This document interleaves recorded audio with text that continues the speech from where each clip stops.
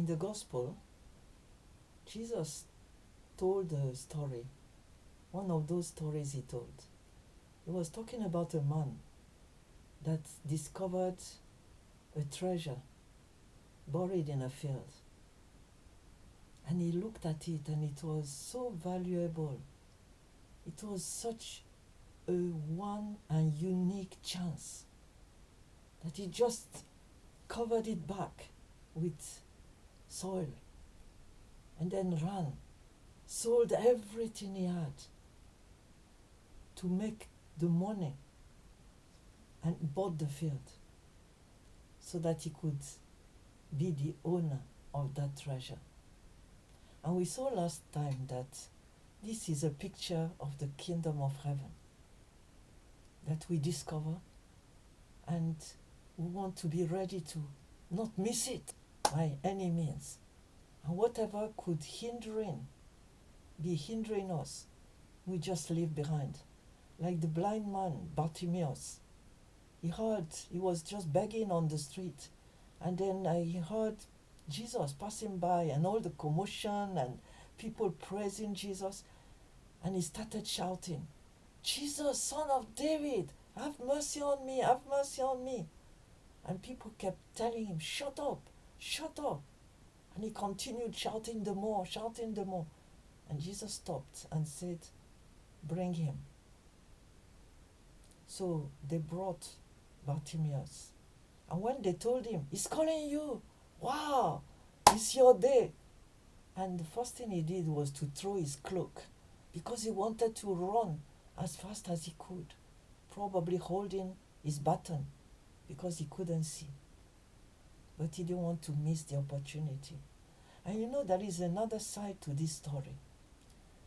It is like God seeking for us,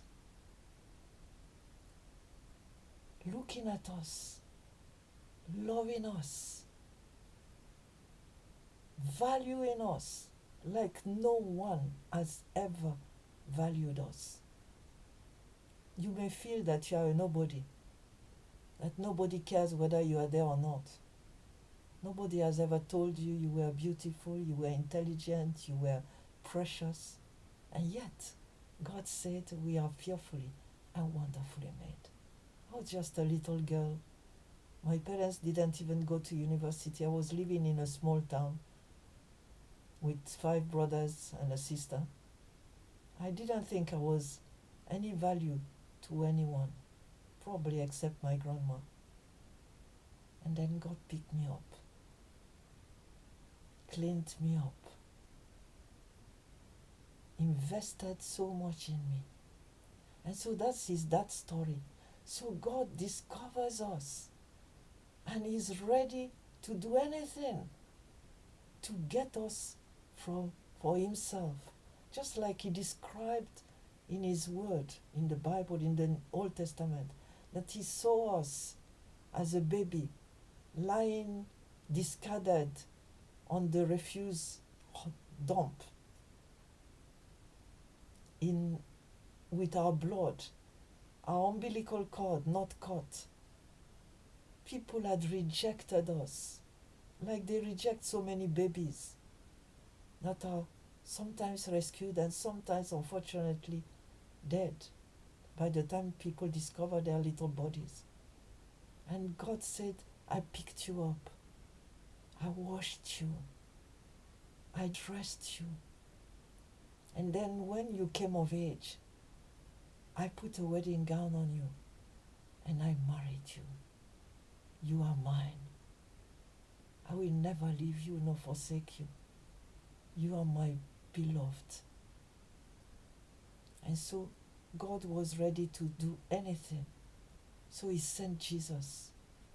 And Jesus left all the paraphernalia, all the glory of heaven, and came to a little town, to a little couple that was like no one. They were just one of those people that lived in Nazareth. And then they brought that child. They were told by God he was going to be the Savior. Jesus grew up, and the only way he could buy us back from the devil that had kidnapped us was to die on a cross. And although it cost him a lot, that beyond what we can imagine, he died for us. And now we are free. We don't belong to the devil anymore. And if he tries to tell you that, tell him, boo, I've been redeemed. I've been paid for. I've been bought. I don't belong to you. I have nothing to with you anymore.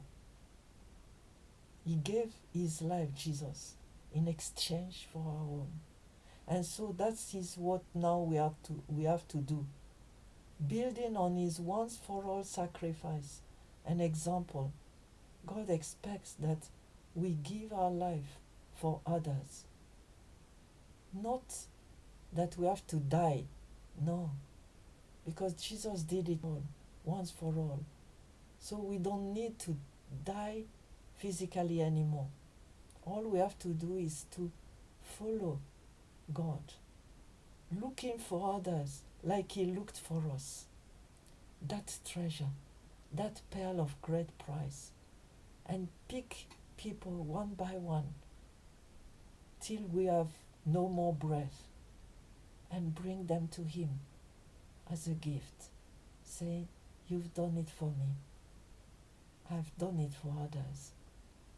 And I tell you, the first time I saw someone in front of me, delivered, consecrated anew to God, that joy I got was far more than the one of giving birth to children. I thought that was the ultimate. But giving birth to children is just physical. It's a tiny image, example, sample of the joy that is there in heaven for every